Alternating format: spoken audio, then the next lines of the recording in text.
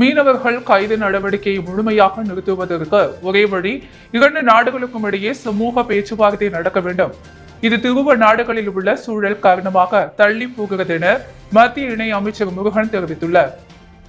விக்ஷித் பாரத் சங்கல்யப் யாத்ரா நிகழ்ச்சி புதுச்சேரி ECRயில் உள்ள காமராஜர் மணி மண்டபத்தில் நடைபெற்றது. நிகழ்ச்சியில் மத்திய இணை அமைச்சர் முருகன் பங்கேற்று பயனாளிகளுக்கு நலத்திட்ட உதவிகள் வழங்கினார். முதல்வர் ரங்கசாமி, சபாநாயகர் செல்வம், அமைச்சர் லட்சுமி நாராயணன், சட்டமன்ற உறுப்பினர்கள் ஜான்குமார், ராமலிங்கம், வெங்கடேசன், அசோக் பாபு, தலைமைச் செயலர் ராஜீவ் வர்மா, கலெக்டர் வல்லவன் உட்பட பலர் பங்கேற்றனர். நிகழ்ச்சிக்கு பின் மத்திய இணை அமைச்சர் முருகன் கூறிய பொழுது, பிரதமர் மோடி கடந்த நவம்பர் 15ஆம் தேதி ஜார்க்கண்ட் மாநிலம் ராஞ்சியில் வளர்த்த பாரதம் 2047 உறுதிமொழி யாத்திரையை துவக்கி வைத்தார். அன்று முதல் நாடு முழுவதும் அனைத்து கிராமங்களுக்கும் மோடியின் உத்தரவாதம் வாகனம் சென்று மத்திய அரசின் திட்டங்களில் பயன்பெற்றவர்களுடன் கலந்துரையாடுவது, புதிய பயனாளிகள் பதிவு செய்வது என விளக்கி வருகிறது. 2047 உலகத்திற்கு வழிகாட்டியாகவும் உலகத்தை ஆளும் வல்லரசு நாடாகவும் இந்தியா இருப்பதற்கு இந்த உத்தரவாத வாகன யாத்திரை துவக்கப்பட உள்ளது. இந்த வாகனம் தமிழகத்தில் 12,000 கிராமங்களுக்கும் புதுச்சேரியில் அத்தனை கிராமங்களுக்கும் சென்று கொண்டிருக்கிறது. சென்னை மழை குறித்து நான் அரசியல் செய்ய விரும்பவில்லை. மழை விட்டு 10 நாட்கள் ஆகியும் சென்னை புறநகர் பகுதிகளில் தண்ணீர் வடியாமல் உள்ளது. தமிழக அரசு புறநகர் பகுதிகளில் பணிகளை துரிதப்படுத்த வேண்டும். இந்தியா கூட்டணி ஏற்கனவே உடைந்து போன கூட்டணி. அகிலேஷ் யாதவ் தனது அதிருப்தியை தெரிவித்திருக்கிறார். VC கட்சி தலைவர் திருமாவளவன் எப்போது கூட்டணியிலிருந்து வெளியே வரலாம் என்று காத்துக் கொண்டிருக்கிறார். இந்த கூட்டணி பேச்சு வார்த்தைகள் தொடங்குவதற்கு முன்பே உடைந்து விட்டது. ஒன்றுபடாத கூட்டணி, உருப்படாத கூட்டணி. மீனவர்கள் பிரச்சனை அண்ணன் தம்பி பிரச்சனை இல்லை, இரண்டு நாடுகளுக்கு இடையிலான பிரச்சனை. மீனவர்கள் ஆழ்கடலுக்கு சென்று மீன் பிடிப்பதை ஊக்குவிக்கிறோம். எல்லை தாண்டாமல் இருக்க மீனவர்களின் படகுகளில் GPS கருவி பொருத்தியுள்ளோம். 1 லட்சம் மீனவ படகுகளுக்கு சேட்டலைட் போன் வசதியை செய்து கொண்டிருக்கின்றோம். மீனவர்கள் கைது நடவடிக்கையை முழுமையாக நிறுத்துவதற்கு ஒரே வழி, 2 நாட்களுக்கும் இடையே சமூக பேச்சுவார்த்தை நடக்க வேண்டும். இது இரு நாடுகளிலும் உள்ள சூழல் காரணமாக தள்ளி போகிறது. மேலும் புயல் நிவாரண நிதி தொடர்பாக புதுச்சேரி கவர்னர் குறித்து அமைச்சர் உதயநிதி தெரிவித்த கருத்து தொடர்பாக பதிலளித்த மத்திய இணை அமைச்சர் முருகன், உதயநிதி ஒரு அமைச்சர், மக்கள் தலைவராக இருந்து வந்திருந்தால் இது போன்ற பேசியிருக்க மாட்டார். ஒரு குடும்பத்தின் மூலம் வந்தால்தான் அப்படி பேசுகிறார். அமைச்சர் பொறுப்புடன் நடந்து கொள்ள வேண்டும் என்றார். தினமலர் நாளிதழ் சுற்றுலாத்துறையுடன் இணைந்து நடத்தும் மெகா கோலப் போட்டி புதுச்சேரி கடற்கரை சாலையில் இன்று நடைபெற்றது. ஆண்டுதோறும் மார்கழி மாதத்தில் பெண்களின் கோல திறமைக்கு மகுடம் சூட்டி மகிழ்விக்க தினமலர் நாளிதழ் மெகா கோலப் போட்டியை நடத்தி வருகிறது. இந்த ஆண்டு புதுச்சேரி சுற்றுலாத்துறை ருசிபால் நிறுவனத்துடன் இணைந்து நடத்தும் மெகா கோலப் போட்டி புதுச்சேரி கடற்கரை சாலையில் இன்று வண்ணமயமாக நடைபெற்றது. கோலப்போட்டி விடியற் காலை 5:30 மணிக்கு சரியாக தொடங்கியது. கோலப்போட்டி புள்ளிக்கோளம், ரங்கோலி, டிசைன் கோலம் ஆகிய 3 பிரிவுகளாக நடத்தப்பட்டது. இந்த கோலப்போட்டியில் 18 வயது முதல் 65 வயதுக்குட்பட்ட புதுச்சேரி மாநிலத்தினை சேர்ந்தவர்கள் மட்டுமே கலந்து கொண்டனர். தொடர்ந்து போட்டியில் வெற்றி பெற்றவர்களுக்கு பரிசளிப்பு விழா நடைபெற்றது.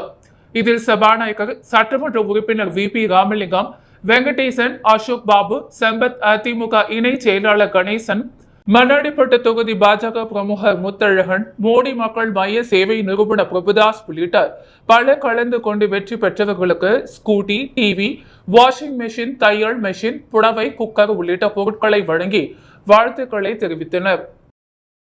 புதுச்சேரியில் கடல் அலையின் சீற்றம் அதிகமாக காணப்படும் நிலையில் போலீசாரின் எச்சரிக்கையை மீறி ஆபத்தை உணராமல் பொதுமக்கள் கடலில் இறங்கி குளித்து வருகின்றனர்.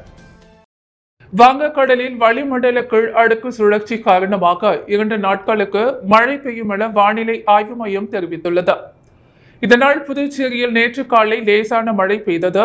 வங்கக்கடலில் அலையின் சீற்றம் அதிகமாக இருப்பதால் பொதுமக்கள், சுற்றுலா பயணிகளில் கடலில் இறங்கி குளிக்க வேண்டாம் என கடற்கரையில் பாதுகாப்பு பணியில் இருந்த போலீசார் எச்சரிக்கை விடுத்திருந்தனர்.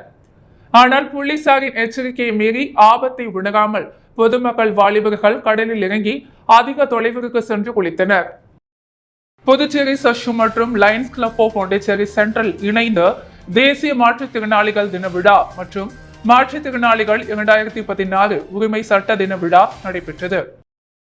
புதுச்சேரி செஷம் மற்றும் Lions club for Pondicherry Central இணைந்து தேசிய மாற்றுத்திறனாளிகள் தின விழா மற்றும் மாற்றுத்திறனாளிகள் 2016 உரிமை சட்ட தின விழா இசிஆர் சாலையில் உள்ள சங்கர வித்யாலயா பள்ளியில் நடைபெற்றது.